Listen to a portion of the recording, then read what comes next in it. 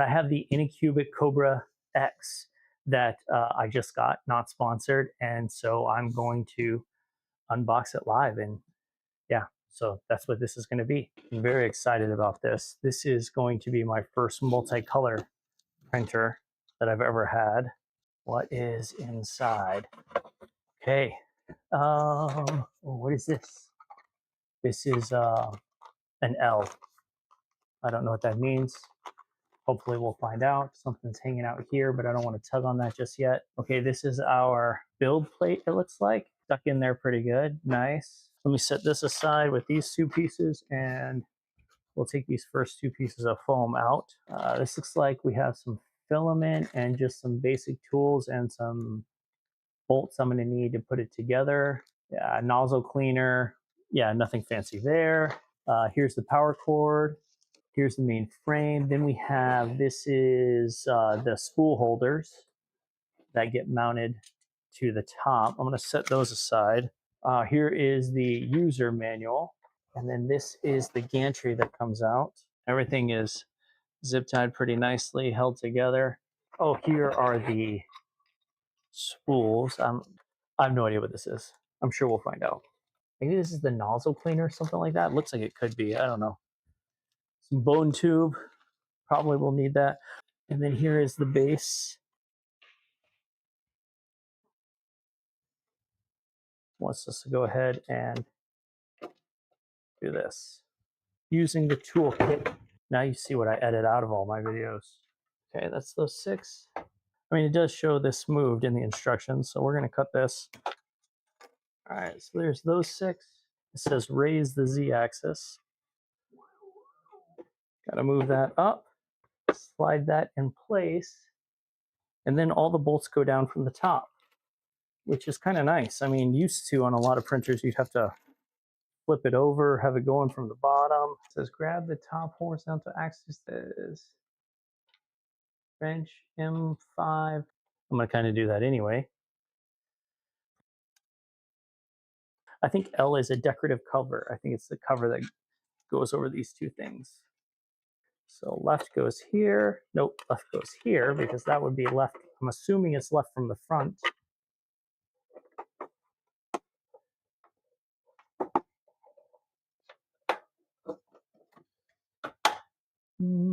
Oh, here's the camera.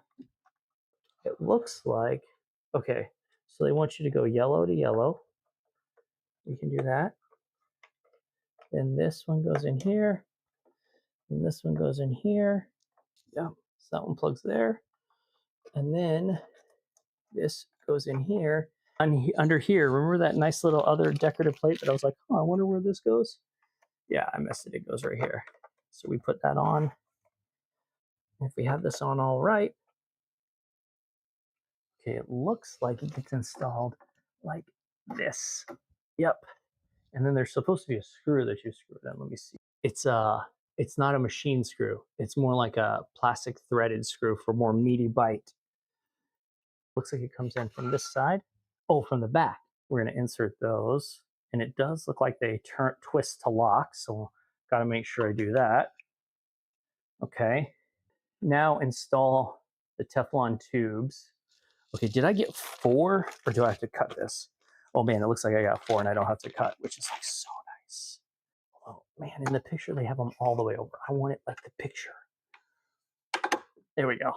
Okay, so 1 is in 1, and then 1 goes into 2, and then into 2. Nice. 3 goes into 3. 4, no, not 4. And then 4. And 4. All right, there's this neat little star piece here. I don't know what it's for. I think the purpose of this is to like make these a little bit neater in the sense that you can like come up here and go boom, boom, boom, boom, something like that. Plugging it in, turning it on. Good, good. We're going to say English. Region, we'll say global. It wants to connect to Wi-Fi. Looks like we're connected. It says download the app. Now, I have never, this is my first Anycubic, so I haven't used an app before. So I'm kind of excited about this. I've seen reviews of this app and it looks very, very cool. Okay, my account is created. Let me sign in. Let me just do this. I've been removed, yes. Calibration is about to begin. Stable? Yeah, sure, we'll call it stable.